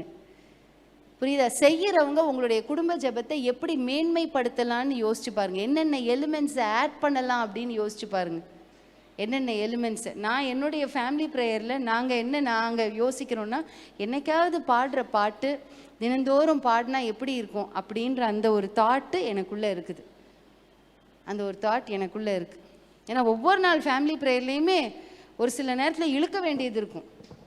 மெஜாரிட்டி டைம் பார்த்திங்கன்னா இந்த பீஸை மட்டும் ப்ளே பண்ணிட்டு வந்துடுவேன். அவன் தம்பி இவா ஒரு பக்கம் ஏதாவது ஒரு அசைன்மெண்ட்டில் உட்காந்துருப்பா. ஆனால் வந்துடுவோம், எல்லாருமே வந்துடுவோம் 5 நிமிஷத்துக்குள்ளே. அதனால் அதில் கருத்தாக நம்ம இருப்போம். வெடிப்பு வித்தவுட் டிஸ்ட்ராக்ஷன். வாங்கப்பா. குடும்பத்தில் குடும்ப ஜெபத்தை வச்சுருந்தாலே பல காரியங்கள் சரியான இடத்துல அது வந்து இருக்கும். You can order arrange your family அப்படி சொல்லலாம். குடும்ப ஜெபம் அதை சுற்றி தான் ஒரு குடும்பத்தினுடைய ஒற்றுமையை பாதுகாக்கிறது குடும்ப ஜெபம். ஃபேமிலி ப்ரேயர், ஃபேமிலி டிவோஷனல் அப்படின்றது கடமைக்காக இல்லை, இன்டென்ஷனலாக இருக்கணும். இன்டென்ஷனலாக நாங்கள் இந்த டைமில், இப்போ என்னுடைய மனைவி சொன்னாங்க அவங்களுடைய வீட்டில் இருக்கிற பழக்கம் 5:30 மணிக்கு சாயங்காலம், அப்படி ஒரு டைம் நீங்கள் அதுக்கு ஃபிக்ஸ் பண்ணி இந்த டைமில் நம்ம பண்ணிடுவோம், நம்ம family prayer, we will get together அப்படின்னு ஒரு டைம் வந்து இன்டென்ஷனலாக டெய்லி அது பண்ணுறது நல்லது. அது பிள்ளைகளோடு கூட ஜெபிக்கிறது, பிள்ளைகளோடு கூட பேசி பழகிறதுக்கு நல்ல வாய்ப்பை அது ஏற்படுத்துகிறதாய் இருக்கும். இது எப்போ நம்ம குடும்பத்தில் நல்லா இருக்கும்னா, நம்மளுடைய தனிப்பட்ட ஜெபத்தில் நம்ம கட்டப்பட்டு இருந்தால் தான் குடும்ப ஜெபத்தை அடுத்தது கட்ட முடியும். ஆமேன். நம்ம தனி ஜெபத்தையே கட்டாத பட்சத்தில் குடும்ப ஜெபத்தை வந்து சரியாக கட்ட முடியாது. அதனால் பிள்ளைகளோடு கூட நேரம் செலவழிக்கிறதுக்கு டைம் எடுத்துக்கோங்க. டைம் எடுத்து பிள்ளைகளோடு கூட பேசுகிறதற்கு, அவர்களோடு கூட பழக டைம் எடுத்துக்கோங்க. அது நம்மளுக்கு நல்லது. சமீபத்தில் நம்முடைய சபையில் இருக்கிற ஒரு மகனோடு கூட நான் ட்ராவல் பண்ணேன். கொஞ்ச நேரம் ஒரு கூட்டத்துக்காக ட்ராவல் பண்ணிட்டு இருந்தேன். அந்த தம்பிகிட்ட அவருடைய வாழ்க்கையை பற்றி, அவர் எப்படி இருக்கிறாரு அப்படின்லாம் கேட்டுட்டு இருந்தேன், விசாரிச்சுட்டு இருந்தேன். அப்போ அவர் சொன்னார், என் ஜெப நேரம் எப்பப்போ நல்லா இருக்குதோ அப்போ நான் நல்லா இருப்பேன் பாஸ்டர் அப்படின்னார். பெற்றோர் இந்த மாதிரி காரியங்களெல்லாம் உட்காந்து பிள்ளைங்களோட பேசுங்க. பிள்ளைங்க ஓப்பனாக ஷேர் பண்ணுறதுக்கு அவங்கள அலோவ் பண்ணுங்க. அப்புறம் தம்பி சொன்னார், ஒரு 3 மாதம் எனக்கு கடவுள் மேலே பயங்கர கோபம் வந்துடுச்சு அப்படின்னா. என்ன அப்படின்னு கேட்டேன். பாஸ்டர், நான் ஒரு பொண்ணை விரும்பினேன், அவள் என்னை விட்டுட்டு போயிட்டா. எனக்கு கோபம் வந்தது யார் மேலே? கடவுள் மேலே. அந்த தம்பி ட்ரைவ் பண்ணிகிட்டு இருந்தான். நான் ஜட்ஜ்மெண்டெல்லாம் கேட்கல, பொறுமையாக நான் அவனோட பேசிக்கிட்டு இருந்தேன். ஏன்னா அவங்க அம்மா தனியாக என்கிட்ட, பாஸ்டர் இப்படி ஒன்று அவன் வாழ்க்கையில் நடந்துருச்சு, நான் கேட்க மாட்டேன். அவங்க அம்மாவும் என்கிட்ட சொல்லிட்டாங்க. இவனும் என்ன பண்ணிட்டான், கான்ஃபிடென்ஷியலாக பாஸ்டர் அப்படின்னு என்னை நம்பி சொல்லிட்டான். அப்போ சொல்லும்போது சரி கான்ஃபிடென்ஷியலாக, அதே நேரத்தில் நான் 3 மாதம் என்னால் ஜோம் பண்ண முடியல. அந்த பிரேக்கப் கூடிய காரணம் அப்படின்றதெல்லாம் நான் கேள்விப்பட்டேன். அவங்க அம்மாவே என்கிட்ட சொன்னாங்க. கொஞ்சம் பணம் உள்ள குடும்பம் தான். ஒரு ஷர்ட் 5000 ரூபாய்க்கு எடுப்பாங்க. இந்த தம்பி அந்த மாதிரி பழக்கம். சில வேளையில் யானைக்கு தீவனம் போட முடியாது. நான் சொன்னேன் அந்த பையன்ட்ட, உன்கிட்ட மாட்டின அந்த பொண்ணு யானை, உன்னால் தீவனம் போட முடியல, அதனால் உன்னுடைய ரிலேஷன்ஷிப் என்ன ஆயிடுச்சு, பிரேக்கப் ஆயிடுச்சு. அவனும் சொன்னான், நான் முதல்ல ரொம்ப கஷ்டப்பட்டேன், இன்னர் வூண்ட் இருந்தது, 3 மாதம் சரியாக ஜோம் பண்ண முடியல, ஆண்டவர்கிட்ட கோவப்பட்டேன். வீட்டில் திட்டுவானா, செல்ல பையன் வேற பாவம். ஆனால் அதே நேரத்தில் வீட்டில் போய் கண்டபடி திட்டுவான். கொஞ்சம் விட்டுட்டாங்க, அவன் ஹீல் ஆகட்டும் அப்படின்னு சொல்லி. அந்த ஹீலிங் ப்ராசஸ் ஆகி நான் அப்புறம் கேட்டேன் அவன்கிட்ட தனியாக, இப்படி ஒரு உறவை நீ தேர்ந்தெடுத்திருக்கிற, கிறிஸ்தவ பிள்ளை தான், ஆனால் அந்த பிள்ளை ரட்சிக்கப்பட்ட பிள்ளை இல்லை. அப்போ நான் கேட்டேன் இந்த தம்பிகிட்ட, பரவாயில்ல நீ என்கிட்ட ஓப்பனாக ஷேர் பண்ணுற, இட் இஸ் குட். இந்த ஒரு உறவை நீ தேர்ந்தெடுக்கும்போது நீ ஆண்டவர்கிட்ட ஜோம் பண்ணியா, நீ ஆண்டவர்கிட்ட கேட்டியா? உணர்வு இருக்கிறது எல்லாருக்கும் உண்டு, எல்லாருக்கும் கரெக்டு. ஆனால் நீ அதை சேனலைஸ் பண்ணியா தம்பி? கண்டிப்பாக இருக்காதாங்க. அப்போ இதை யார் முக்கியமாக கண்காணிக்கணும், யார் இதை பார்த்து செய்யணும் அப்படின்னா பெற்றோர்கள். ஆனால் அந்த அம்மா என்ன பண்ணியிருக்காங்க, ஆண்டவரே இது போகிற போக்கு சரியில்லை, யானை ஒரு பக்கம் இழுத்துட்டு போகுது அப்படின்னு ஜோம் பண்ணியிருக்காங்க. அது கட் ஆயிடுச்சு. அதனால் கர்த்தர் அந்த தம்பியை பார்த்துக்கிட்டார். அப்புறம் தொடர்ந்து நான் ஆலோசனை சொன்னேன், நீ உன் திருமண வாழ்க்கைக்காக நீ ஜோம் பண்ணுறியா? லைட்டாக பண்ணுறேன் பாஸ்டர். இப்போ நான் அந்த 3 மாதம் அந்த டிப்ரெஷனுக்குள்ளே போய் ஜெபிக்கலை, பைபிள் வாசிக்கலை. நான் கேட்டேன், 2-3 நாள் ஜெபிக்கலைனாலே எங்களெல்லாம் தாங்க முடியாது. நீ எப்படிடா 3 மாதம் பைபிள் பக்கம் போகாமல் ஜோம் பண்ணாமல் ஆண்டவர்கிட்ட கோபமாக பேசுவேன் பாஸ்டர்? சரி நீ சொல்லு, உன்னுடைய உணர்வுகள் எல்லாம் கேட்டுக்கிட்டேன். அப்போ தான் அவன் சொன்னான், பல டிப்ரெஷனுக்கு காரணம், பல பிரச்சனைக்கு ஆண்டவர் காரணம் இல்லை, நான் தான் காரணம் அப்படின்றத நான் கண்டுபிடிச்சேன் அப்படின்னு ஆனஸ்டாக சொன்னான். அப்போ இந்த மாதிரி நம்முடைய பிள்ளைகளோடு கூட நாம் பேசுவதற்கு குடும்ப ஜெபம் ஒரு நல்ல ஒரு சேனலாக இருக்கும். நான் பேசுகிற இந்த குடும்பத்தில் ஒருவர், அந்த தகப்பனார் ரட்சிக்கப்படலை, ஆனால் he is a sweet person. அவரும் நல்ல மனுஷன்தான், நல்ல படிப்பறிவு உள்ள ஆள். இவங்க சபைக்கு வர்றதை தடை பண்ண மாட்டாங்க. அதனால் குடும்பத்தில் இந்த காரியங்களை விசாரிக்கிறதுக்கு சொன்ன மாதிரி, என்னுடைய மனைவி சொன்ன மாதிரி வாட்ச்மேனாக இருக்கணும். நம்ம பிரதமரும் கொஞ்சம் வருஷத்துக்கு முன்னால் சொன்னார், நான் தான் இந்த தேசத்தினுடைய சோக்கிதார் அப்படின்னார். இருந்திருந்தா நல்லா இருக்கும். சோக்கிதாராகவே, ஆமாம், சோக்கிதார் அதோடைய இதே வேற. அப்போ வாட்ச்மேனாக ஒரு ஆள் இருக்கிறாங்க அப்படின்னா இப்படி சொல்லணும், சபையை சில காரியங்களை கண்ணில் விளக்கெண்ணெய் ஊற்றி பார்த்துட்டு இருக்கணும். Careful watch. எப்படி நடக்குது குடும்பத்தில், இது எப்படி இருக்குது, ஊழியத்தில் பார்த்தா இந்த ஏரியாவில் இந்த காரியங்கள் எப்படி போகுது. அதனால் அதை வந்து ரொம்ப இன்டென்ட்டாக அலர்ட்டாக சொன்ன மாதிரி தமிழில் எக்ஸ்பிரஷன் வந்து என்னது, கண்ணில் விளக்கெண்ணெய் இருக்கணும். இருக்கிற மாதிரி தெரியாது, ஆனால் என்ன பண்ணிக்கிட்டு இருப்போம், கண்காணிப்பு செஞ்சிட்டு இருப்போம். இன்னைக்கு தொழில்நுட்பத்தில் இது என்ன, சர்வேலன்ஸ் அப்படின்னு சொல்கிறோம். சர்வேலன்ஸ், அதை பார்த்து இந்தந்த சிஸ்டம் இப்படி இப்படி இப்படி இருந்தால் அதுக்கு ஒரு சிஸ்டம் தான் என்ன, இன்டென்ஷனல் டைம், இன்டென்ஷனல் கேதரிங். நாங்கள் இந்த எங்கள் குடும்பத்தில் இந்த நேரத்தில் நாங்கள் வந்து சேர்ந்துருவோம், நாங்கள் இந்த நேரத்தில் ஜோம் பண்ணுவோம். என்னென்ன காரியங்கள் எமர்ஜென்சியாக என்னென்ன காரியங்கள் வந்திருக்கு, திடீரென்று சில ஆபத்துக்களுக்காக ஜோம் பண்ண வேண்டியது இருக்குது, அதுக்காக ஜோம் பண்ணுவோம். we will pray. இப்படிப்பட்ட காரியங்களை நாம் குடும்பத்திலே செய்ய ஆயத்தமாக இருக்க வேண்டும். அப்போ பழைய ஏற்பாட்டில் ஆண்டவர் சொல்கிற ஒரு முக்கியமான ஆலோசனை உபாகமத்தில் 6வது அதிகாரம் 6வது வசனத்திலிருந்து பார்த்தீங்கன்னா, வாசிக்கக்கூடியவங்க வாசிங்களேன்.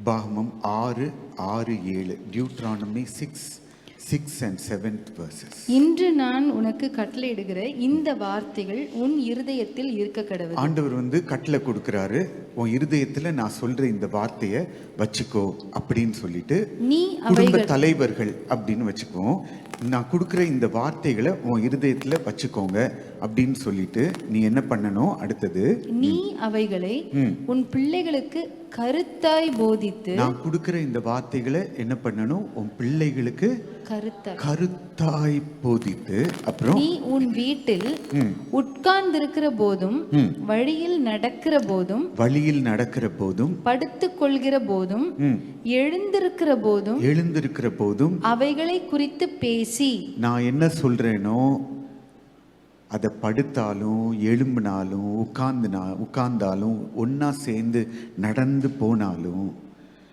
நான் என்ன உனக்கு சொல்லியிருக்கிறேனோ அதை குறித்து மாத்திரம் நீ பேசு. ஆமென். அப்போ இதுதான் ஆண்டவர் வந்து அவர் கட்டி எழுப்புகிற நம் மூலமாக கட்டி எழுப்புகிற அவருடைய குடும்பம். அதை என்ன பண்ணும், கருத்தாய் போதித்து அப்படின்னு வந்து இந்த இடத்துல இந்த வார்த்தை சொல்லப்பட்டிருக்கிறது. நான் இன்னொரு வேர்ஷனில் இதை கொஞ்சம் தெளிவுபடுத்துறதுக்காக நான் இந்த வேளையில் இதை வாசிக்கிறேன். இதை சொல்லிட்டு ஆண்டவர் வந்து சொல்ல விரும்புகிற வார்த்தை, ஆண்டவர் சொல்கிறார், இப்போ கருத்தாய் போதித்து அப்படின்னும் போது ஒரு வாக்கியத்தில் ஒரு வேர்ஷனில் இப்படி, teaching them to your children with all care, கருத்தாய் போதித்து, talking to them in all these situations, எழுந்திருக்கும் போதும் அப்படி. இன்னொரு மொழிபெயர்ப்பு, tell them to your children over and over again, இதான் அதனுடைய அர்த்தம்.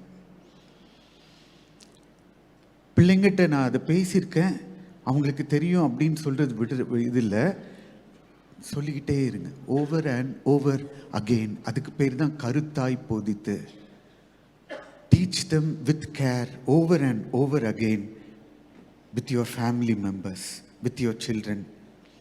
அப்புறம் தொடர்ந்து talk about them all the time அப்படின்னு போட்டிருக்கு.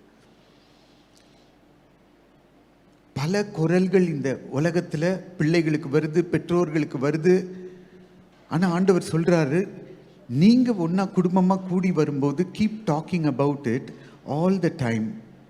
இந்த வேர்ஷன் சொல்லுது, contemporary English version, whether you are at home or walking along the road, வீட்டில் இருக்கீங்களோ ரோட்டில் நடந்து போகிறீங்களோ, or going to bed at night பெட்டுக்கு போகிறீங்களோ, or getting up in the morning, காலையில் எழுந்த பிறகோ, பிள்ளைங்க வெளியில் போக போகிறாங்க, நீங்கள் ஆஃபீஸ்க்கு போக போகிறீங்க, ஒவ்வொருவரும் பல அலுவல்களில் இருக்க போகிறோம்.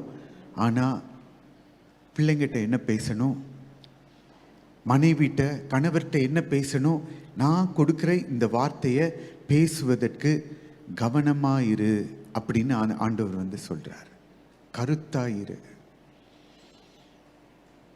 Keep teaching that, keep talking that அப்படின்னு ஆண்டவர் தொடர்ந்து இந்த வாக்கியத்தை ஆலோசனையாக சொல்கிறத பார்க்குறோம். இன்னொரு ஆலோசனையை ஆண்டவர் சொல்கிறாரு. எபேசியர் 6:4 வாசிக்க கேட்கலாமா?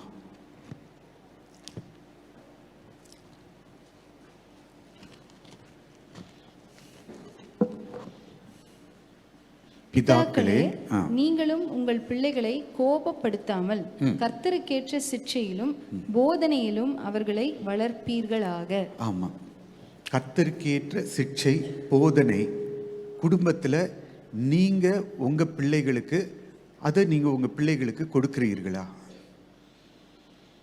பெற்றோர்கள் சில பேர் சொல்லுவீங்க, பாஸ்டர் அது எங்களுக்கு அதுக்கெல்லாம் டைம் இல்லை பாஸ்டர். அதுக்கு தான் சர்ச்சில் சண்டே ஸ்கூலுக்கு அனுப்புகிறோம். சண்டே ஸ்கூல் டீச்சர் வந்து அதை பார்த்துக்குவாங்க. சண்டே ஸ்கூல் டீச்சர் அதை பார்த்துக்குவாங்கன்னா சண்டே ஸ்கூல் டீச்சருக்கே அவங்கள பிள்ளைங்களாக கொடுத்துருக்கணும் கடவுள். சண்டே ஸ்கூல் டீச்சர் எவ்வளோ நேரம் அவங்களோட ஸ்பெண்ட் பண்ணுறாங்க? ஒரு வாரத்துக்கு 1.5 மணி நேரம். ஆனால் எவ்வளோ நேரத்தை கொடுத்துருக்கிறாரு? தூங்குறதுக்கு, படுக்கிறதுக்கு, நடக்கிறதுக்கு அவ்வளவு நேரம் தகப்பன் தாயாகிய உங்கள் கையில், என் கையில் தான் அந்த பிள்ளைங்களை தேவன் கொடுத்துருக்கிறார். அதனால் பிள்ளைங்க தவறி போனால் அதற்கு காரணம் சண்டே ஸ்கூல் டீச்சரும் இல்லை, வேறு யாரும் இல்லை, பெற்றோர் தான். பெற்றோர் ஆகிய நம்மை, உங்களை தேவன் நம்பி அந்த பிள்ளைகளை கொடுத்திருக்கிறார். அப்போ சொல்றாரு, அவங்கள போதனையில் வளர்ப்பீர்களாக, கரெக்ஷன் சிக்ஷையிலும் அவர்களை வளர்ப்பீர்களாக அப்படின்னு சொல்லி இங்கே சொல்றாரு. இதனுடைய விளக்கத்தை நான் சொல்கிறேன். இப்போ இன்னும் அதை சொல்கிறேன். ஒரு வேர்ஷனில் போட்டிருக்கு, you fathers do not make your children angry. உங்களுடைய பிள்ளைகளை கோபப்படுத்தாதிருங்கள், but give them training in the teaching and the fear of the Lord. அவங்களுக்கு பயிற்சி கொடுங்க, அவங்கள ட்ரெயின் பண்ணுங்க. பயிற்சி கொடுக்கணுன்னா பிள்ளைங்களோட உட்காந்து ஜட்ஜ்மெண்டல் இல்லாமல் பேசணும். அந்த பிள்ளைங்க உங்களோடு கூட அவர்களுடைய உணர்வுகளை ஷேர் பண்ணுறதுக்கு அவங்க ஃப்ரீயாக ஃபீல் பண்ணணும். இப்போ நான் அந்த தம்பியோடு பேசினேன், கொஞ்ச நேரம் தான் போனேன். அவங்க அம்மா வந்து என்கிட்ட ஷேர் பண்ணதை நான் சொல்லலை, அதை எனக்குள்ளே வச்சுக்கிட்டேன். அவனே ஃப்ரீயாக ஃபீல் பண்ணால் பாஸ்டர் அங்கிள்கிட்ட இதை சொன்னால் நல்லாயிருக்கும் அப்படின்னு ஃபீல் பண்ணதுனால அந்த தம்பியால் என்கிட்ட ஷேர் பண்ண முடிஞ்சுது. நான் இதை கொண்டு வந்து அந்த தம்பி பேரை சொல்லி அவன் குடும்பம் கோத்திரத்தெல்லாம் கொண்டு வந்து இங்கே நின்று நான் பேசினேன்னா 3 வாரத்தில் அவன் சர்ச்சில் இருக்க மாட்டான். அப்போ இந்த மாதிரி காரியங்களை கான்ஃபிடென்ஷியாலிட்டி மெயின்டைன் பண்ணணும். நம்ம பிள்ளைங்களை பற்றியும் மற்றவங்களை பற்றியும் இதெல்லாம் சகஜமாக நடக்கிறது. இதில் ஒன்றும் பெரிய காரியம் கிடையாது. ஆனால் இதை ஜட்ஜ்மெண்டலாக கேட்காம அதை வந்து சரியான விதத்தில் அந்த பிள்ளைங்களை ட்ரைனிங், இவங்களை பயிற்சி கொடுக்கணும் அப்படின்னும் போது தான் அந்த பையன்கிட்ட கேட்டேன், தம்பி நீ இந்த உறவை ஆரம்பிக்கும் போது நீ ஜோம் பண்ணியா? பாஸ்டர் இது வயசில் வந்தது pastor. I like that word. He is able to openly and transparently talk to me about what he is undergoing. இந்த வயசில் வந்தது பாஸ்டர். ஆனால் அது அப்படி என்ன ஆயிடுச்சு, அது தொடரலை. அவன் சொன்னான், இன்னும் அடுத்த வருஷம் 2வது மாதம் அவளுக்கு கல்யாணம். இந்த நியூஸ் உனக்கு எப்படி இருக்குன்னு கேட்டேன். நான் கொஞ்சம் துருவி கேட்பேன். ஏன்னா அதில் எவ்வளோ காயம் இருக்குன்றது தெரியும், எவ்வளோ காயங்கள் இருக்கும். முதல்ல கஷ்டமாக தான் இருந்தது, ஆனால் இப்போ தெரியுது அது தேவ சித்தம் இல்லை. அதனால இப்போ என்ன ஆயிடுச்சு, இருதயம் ஃப்ரீ ஆயிடுச்சு. அதை இந்த தம்பி என்னோட ஷேர் பண்ண முடியுது, அவனுடைய தாயாரோடையும் அந்த தம்பியால் அதை ஷேர் பண்ண முடியுது. கர்த்தருக்கு ஸ்தோத்திரம். இப்படி ஒரு நல்ல அண்டர்ஸ்டாண்டிங் பிளாட்ஃபார்ம் பிள்ளைகளுக்கு நாம் கொடுப்பது நல்லது. It is a ground of training. இன்னொரு வெர்ஷன் வாசிக்கிறேன். Parents, don't be hard on your children. என்னது இங்கிலீஷில்? Don't be hard on your children. நிறைய பெற்றோர் அப்பா போலீஸ்காரர். நாங்கள் சின்ன வயசில் இருக்கும்போது எங்கள் வீட்டில் எங்கள் அப்பா போலீஸ்கார் தான். எப்படின்னா, எங்கள் வீட்டில் அந்த காலத்தில் கேசட் டேப் இருக்கும். நாங்கள் சாப்பிட்றணும். அந்தந்த டைமில் சாப்பிடலன்னா ரெக்கார்ட் பண்ணி வச்சுருப்பாங்க, வாய்ஸ் ரெக்கார்ட் பண்ணி, டே ரூஃபஸ் ஒழுங்காக சாப்பிட்ரு. அவங்க ஊருக்கு போயிருப்பாங்க. இங்கே கேசட்டில் ஓடும். சின்ன பிள்ளைங்களாகி எங்களுக்கு அது தெரியாது, அதை கேட்ட உடனே சாப்பிட்ருவோம்.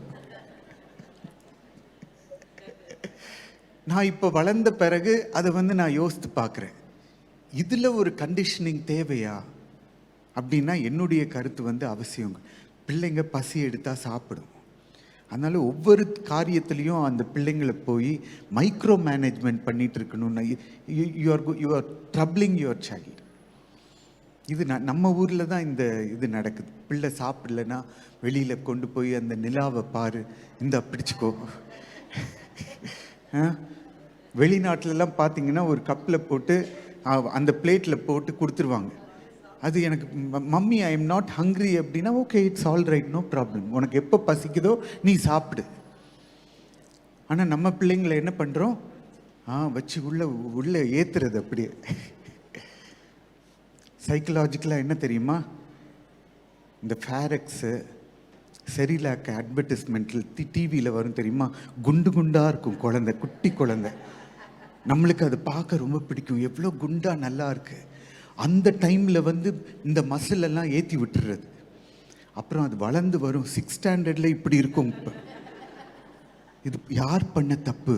நீ அந்த குழந்தை சின்னதாக இருக்கும்போது எனக்கு இந்த மாதிரி குண்டா ஆப்பிள் மாதிரி இருக்கணும், அங்கே கொடுத்த வேலை இது. அப்புறம் வளர்ந்த பிறகு அதே சைஸில் ஒபிசிட்டியில் வரும் பிள்ளை. ஆரம்பிச்சது எப்போ? 1 வயசில் ஆரம்பிச்சது. நீங்கள் அந்த பிள்ளையுடைய வயிறை நீங்கள் எக்ஸ்டெண்ட் பண்ணி விட்டீங்க. என் பிள்ளை ஃபேரெக்ஸ் பேபி மாதிரி இருக்கணும், செரிலாக் பேபி மாதிரி இருக்கணும். அது பேபிக்கு பார்க்குறதுக்கு அந்த நேரத்தில் நல்லாயிருக்கும், இதான் உண்மை. அதுக்கப்புறம் வளர்ந்த பிறகு அந்த ஹங்கர் பேண்ட்ஸை இழுத்து விட்ட பிறகு அப்புறம் பாஸ்டர் தான் சொல்லியப்பா கொஞ்சம் வயிறை காய போட்டு தேவ சமூகத்தில் உட்காந்து உபவாசம் பண்ணு நாங்கள் சொல்லி கொடுக்கணும். நீங்கள் தவறான காரியத்தை உங்கள் பிள்ளைக்கு தெரியாமலே எப்படியோ ஏற்றி விட்டீங்க. நீங்கள் அந்தந்த பிள்ளை பசிச்சா அது சாப்பிடும். சாப்பிட்றதுக்கு இப்படி ஒரு கண்டிப்பு அவசியமே கிடையாது என்னை பொறுத்த வரைக்கும். அப்போ இங்கே போட்டிருக்கப்போ, do not be hard on your children, raise them properly, teach them and instruct them about the Lord. அவர்களுக்கு கற்றுக் கொடுத்து, டீச் தெம், அவர்களுக்கு சொல்லி கொடுத்து தேவனுடைய வழிகளில் நடக்கிறதுக்கு அவர்களோடு கூட பேசுங்க, சாதாரணமாக பேசுங்க. நாங்கள் 2 பேரும் போகும்போது நான் அந்த தம்பிகிட்ட, it was very good to be with you தம்பி, பாஸ்டர் உங்களோட இருந்த நேரம் எனக்கு ரொம்ப நல்லா இருந்தது அப்படின்னு சொன்னார். அப்போது உங்களோடு கூட உங்கள் பிள்ளைங்க இருக்கிற நேரத்தை அவங்க நல்லா ஃபீல் பண்ணும்.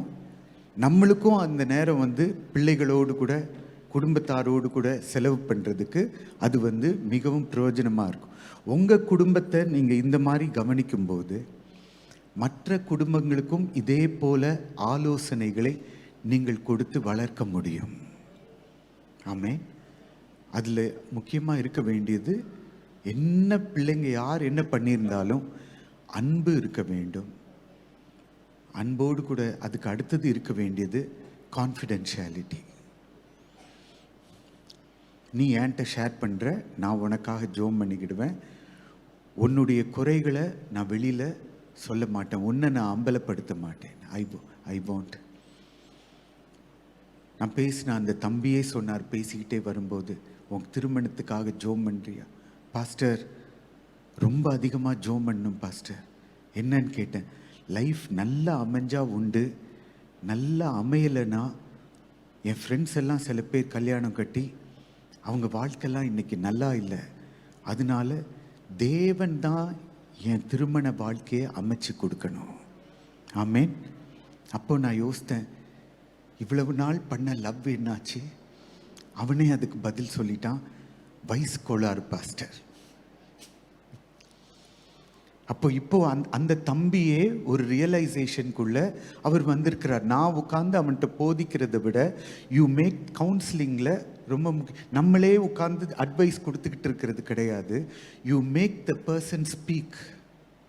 Shalom, am I right? You are involved in counseling. இன்னைக்கு பிள்ளைங்க மாத்திரம் இல்லை, பெரியவங்க பேசுறத கேட்கறதுக்கு ஆட்கள் இல்லை. அவங்க வாழ்க்கையை பேசுறதுக்கு அலோவ் பண்ணுங்க.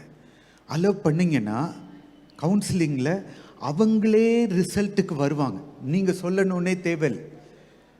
நிறைய பேருடைய வாழ்க்கையில் ஏன் எண்ட் ரிசல்ட் தெரியல அப்படின்னா, அவங்க வாழ்க்கையை பற்றி பேசுறதுக்கு அவங்களுக்கு ஆள் இல்லை உட்காந்து பேசுறதுக்கு. லைஃப் அவ்வளோ பிஸியாக போயிட்டுருக்கு.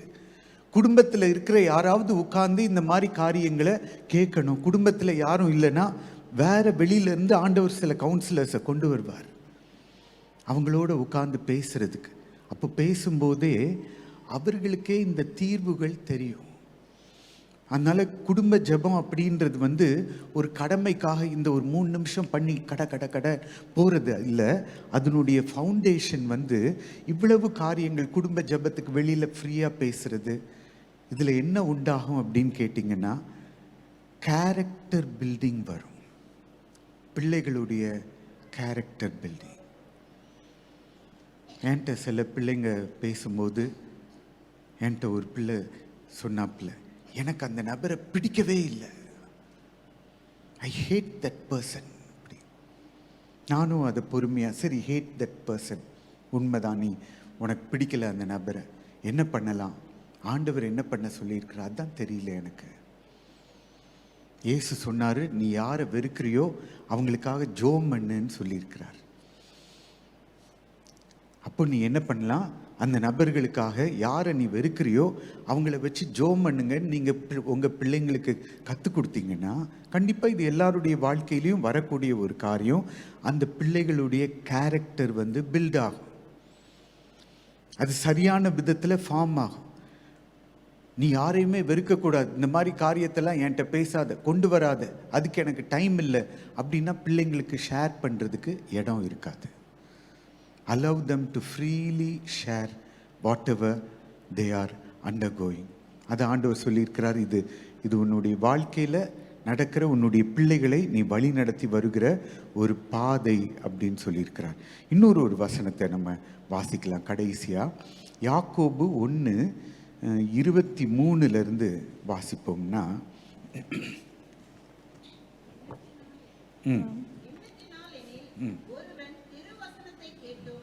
அதன்படி செய்யாதவனானால் கண்ணாடியிலே தன் சுபாவ முகத்தை பார்க்கிற மனுஷனுக்கு ஒப்பாயிருப்பான். இப்போ என்ன பண்றோம்?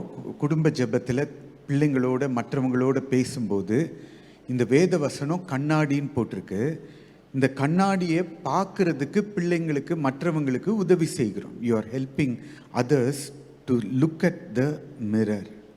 அவங்க அதை பார்த்து என்ன பண்ணணும்? தங்களை தாங்களே சரி பண்ணுறதுக்கு தான் கண்ணாடியை கர்த்தர் கொடுத்துருக்கிறார், கடவுள் கொடுத்துருக்கிறார்.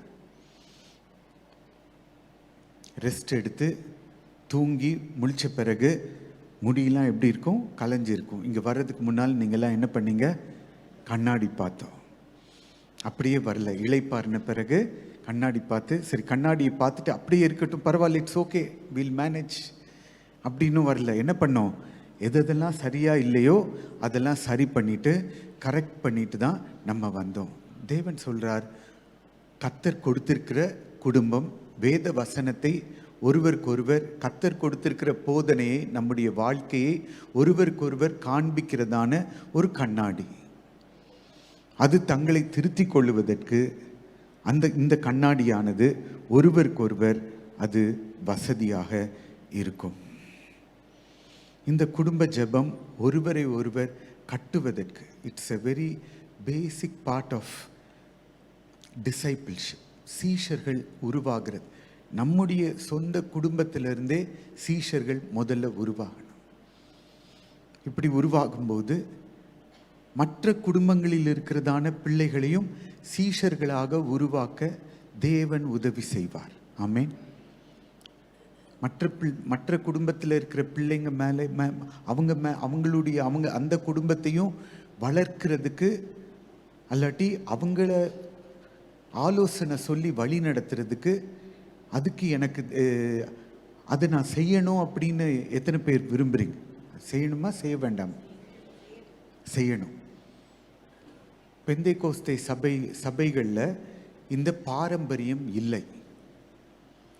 சிஎஸ்ஐ சபை, கேத்தலிக் சபையில் ஒரு பாரம்பரியம் இருக்கு. பிள்ளைகளை பெற்றெடுக்கிறார் பேரண்ட்ஸோடு கூட சேர்ந்து கிறிஸ்டனிங் டைமில் இருக்குமா ஞான தகப்பன் ஞான தாய் அப்படின்னு கூப்பிடுவோம்.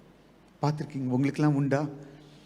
ஆனால் நிறைய இடத்துல என்னென்னா பேர் வச்சதோட சரி, ஞான தகப்பனும் தெரியாது, ஞான தாயும் தெரியும்.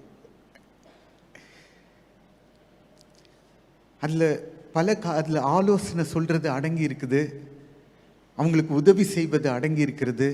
அப்போ அந்த தகப்பன் தாய் மாத்திரம் இல்லை, இவங்களும் என்ன ஒரு மாரல் ரெஸ்பான்சிபிலிட்டி இன்னொரு ஞான தகப்பன் அவங்களும் எடுத்துக்கொள்ளுகிறார்கள்.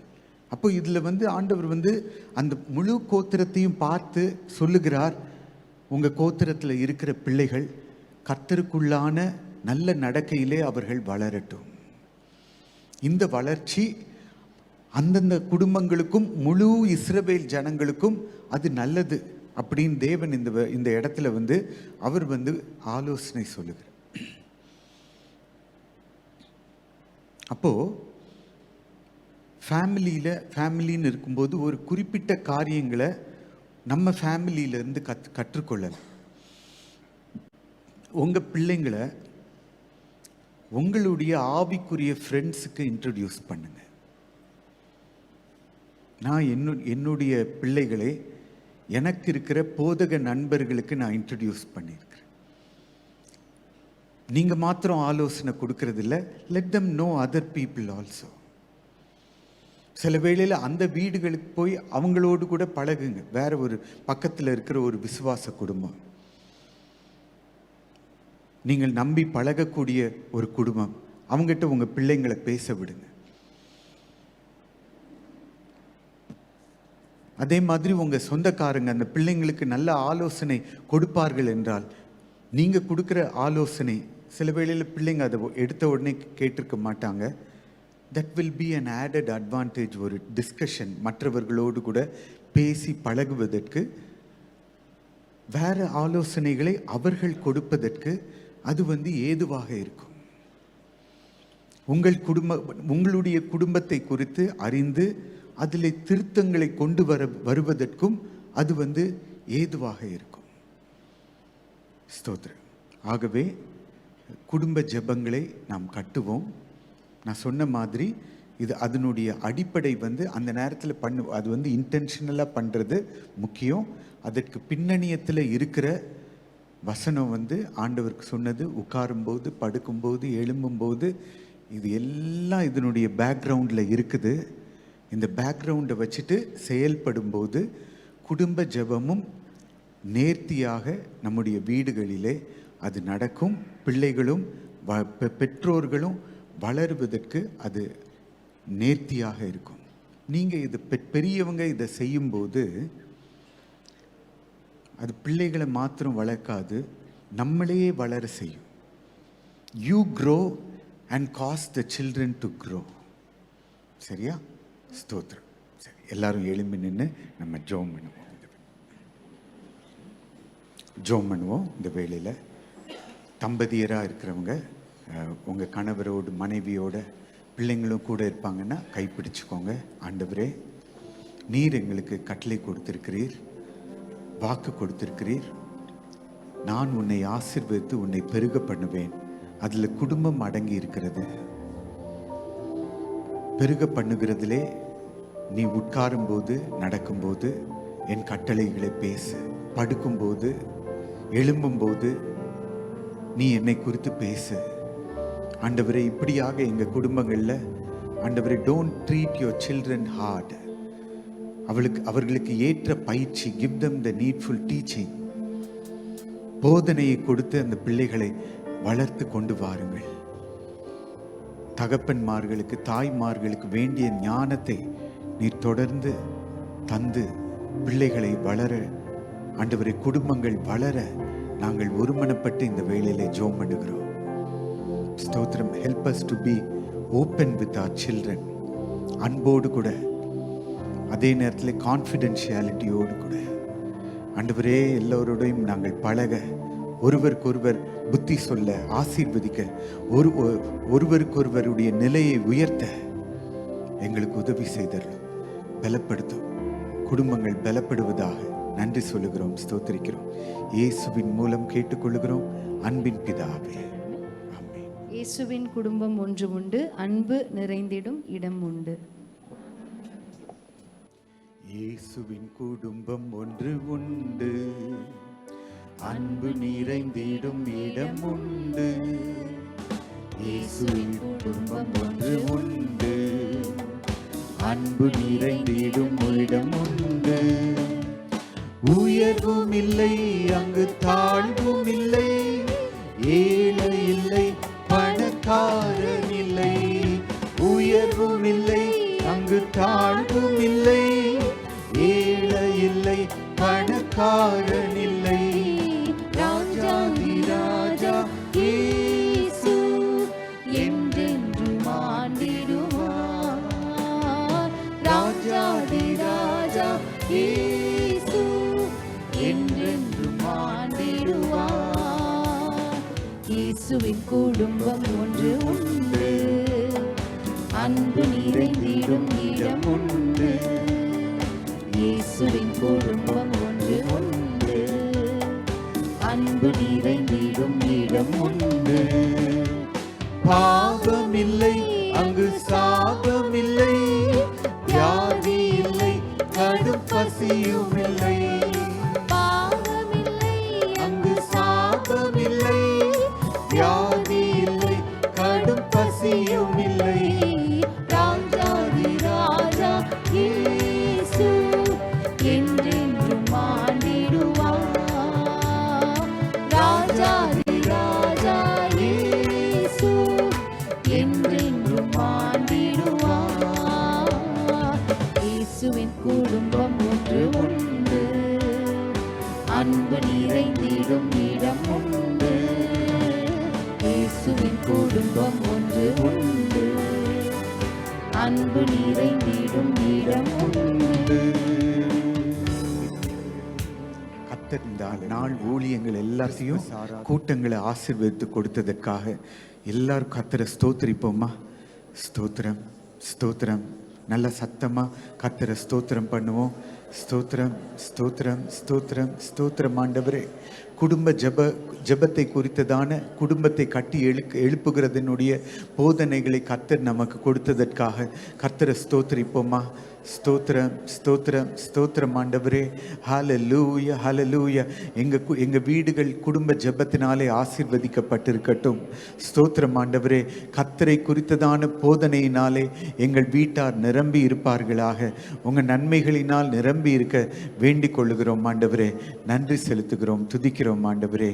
இயேசுவின் மூலம் கேட்டுக்கொள்ளுகிறோம், பெற்றுக்கொள்ளுகிறோம் அன்பின் பிதாவே. சேர்ந்து சொல்லுவோமா? என் ஆத்துமாவே கர்த்தரை ஸ்தோத்திரி, முழு உள்ளமே கர்த்தரை ஸ்தோத்திரி, கர்த்தர் ஸ்தோத்திரி. நம்முடைய கர்த்தராகிய இயேசு கிறிஸ்துவின் கிருபையும் பிதாவாகிய தேவனுடைய அன்பும் பரிசுத்தாவியானவருடைய அந்யோன்ய ஐக்கியமும் நம் அனைவரோடும் நாம் மறுபடியும் சந்திக்கும் வரை ஆண்டவர் ஒவ்வொருவரோடும் இருப்பாராக. ஆமென். God bless you and with you.